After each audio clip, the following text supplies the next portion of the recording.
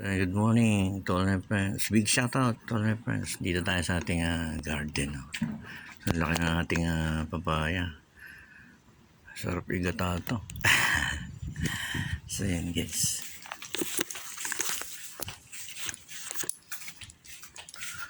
Yun guys. May nakuha tayong inakay na ibon guys.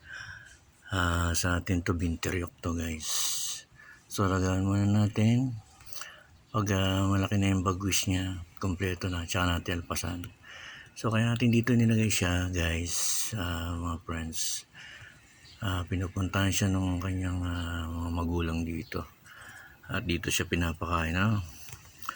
So mabilis lumipad to guys. At napakagandang umawit. Ang ibong bintry ako na. Ayun. Sumisyep yung kanyang yung kanyang magulang. So mamaya babalikan niya, makakainin siya. And guys, ang ating nakuhang hinakain na bintryok. So kawig to ng kilis guys. Marami sa amin sa probinsya nito. Speed lumipad to guys. At napakagandang humuni.